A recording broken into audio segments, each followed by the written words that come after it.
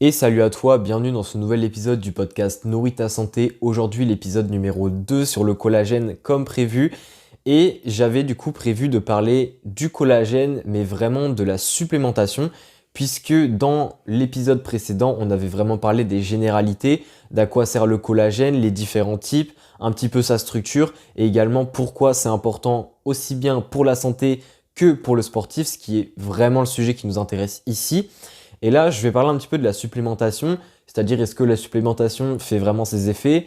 Quel type de collagène existe-t-il au niveau des suppléments dans le marché et quels sont peut-être les meilleurs par rapport aux autres? Donc je vais un petit peu englober tout ça, je pense que ça va être assez rapide, mais on est parti quand même. Et n'hésite pas, encore une fois, si tu as des questions à me les poser, il n'y a pas de souci.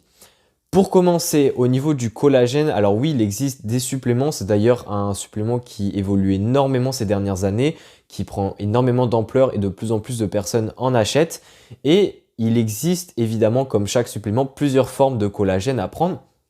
Donc, alors là, on pourrait dire qu'il y a deux types de catégories de collagène, c'est-à-dire qu'il y a aussi bien, on pourrait distinguer les types de collagène dans le supplément, c'est-à-dire comme on a parlé lors de l'épisode précédent de le type 1, le type 2, le type 3, etc. Même si le type 1 et 3 sont souvent rattachés ensemble, euh, puisqu'ils ont des rôles, enfin pas des rôles similaires, mais ils sont présents à peu près dans les mêmes structures de l'organisme, donc généralement on les lie ensemble.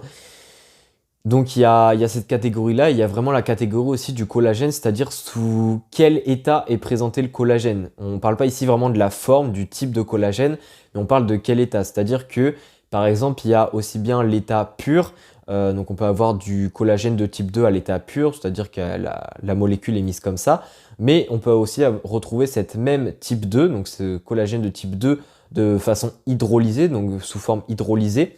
C'est-à-dire que vu que ça a été hydrolysé, les protéines sont, on va dire, déjà prédégradées en quelque sorte, et du coup l'absorption se fait plus facilement.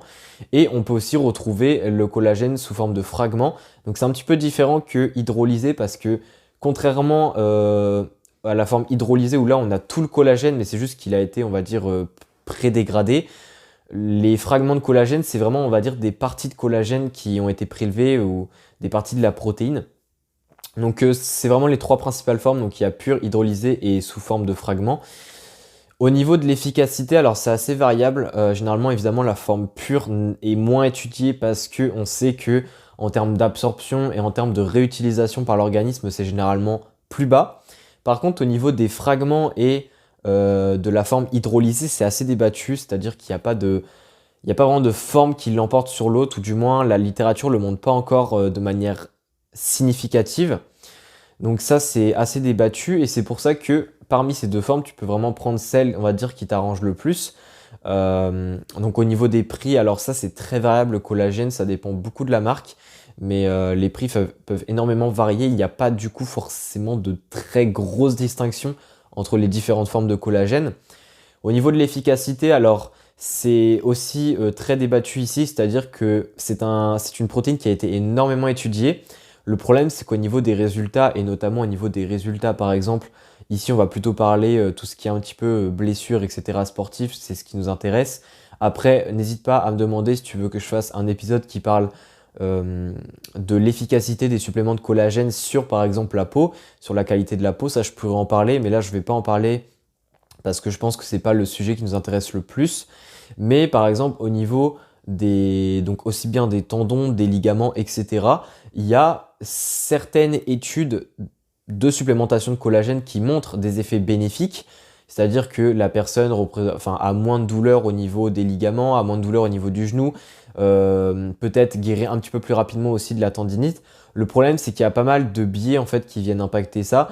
Il y a à la fois l'effet placebo qui peut être en jeu, c'est-à-dire que quand on supplémente, si on croit vraiment que ça va avoir un effet, ça peut avoir effectivement des effets bénéfiques sur notre guérison, sur notre ressenti, etc. Donc il y a ça.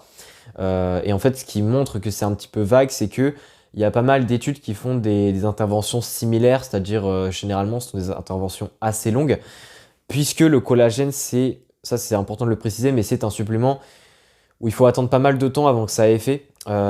C'est tout simplement lié à son rôle, hein, vu que c'est un rôle structurel, pour que tout le collagène se régénère. au niveau des différents tissus, hein, que ce soit les os, que ce soit les muscles, etc. Il faut comprendre que ça met au minimum 1 mois. Au niveau des muscles, par exemple, c'est plus de 30 jours pour que la protéine de collagène fait un turnover, ce qu'on appelle, donc c'est-à-dire qu'elle se régénère en fait, qu'elle soit renouvelée en quelque sorte. Et ça fait que les interventions en collagène sont au minimum de 5-6 semaines au niveau des études, parce que sinon avant ça n'a pas d'intérêt et ça peut pas vraiment amener des résultats.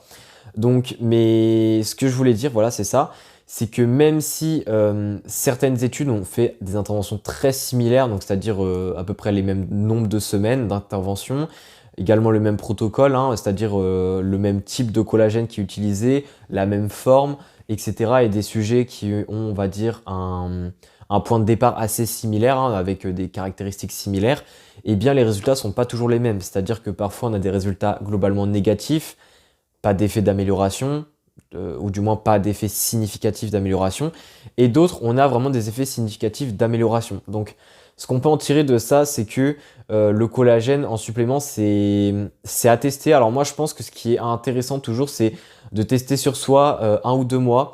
Alors peut-être que 2 mois, c'est limite mieux, parce que 1 mois, ça reste quand même assez juste au niveau, selon l'utilisation qu'on y fait. C'est-à-dire, est-ce que c'est pour les muscles, est-ce que c'est pour les tendons, bref, peu importe. Donc 2 mois par exemple, et vraiment au bout de 2 mois, si on voit que ça n'a vraiment pas d'effet ou que ça ne change pas notre vie, c'est peut-être que le supplément n'est pas adapté pour nous, ou du moins la forme du collagène n'est pas adaptée pour nous. Alors le problème avec le collagène, c'est qu'il y a tellement de marques qui en font, qu'il y a aussi bien de la très bonne qualité que très mauvaise qualité. Et au niveau de la forme du collagène, pareil. Si par exemple on prend du type 2 alors qu'on espère avoir des résultats au niveau de notre peau, eh bien on se trompe dès le départ, parce que le collagène de type 2, c'est du collagène qui se trouve au niveau des cartilages. Donc là, déjà, on cible mal. Il y a pas mal de paramètres à prendre en compte. Après, c'est du cas par cas, donc c'est pour ça que je ne vais pas forcément rentrer dans les détails ici. Mais la supplémentation, je ne dirais pas que la supplémentation en collagène est vraiment efficace. Oui, elle est efficace dans certains cas, mais on remarque aussi que dans pas mal de cas, elle n'est pas forcément efficace. Et c'est pour ça que la glycine, c'est aussi un supplément qui fait un petit peu...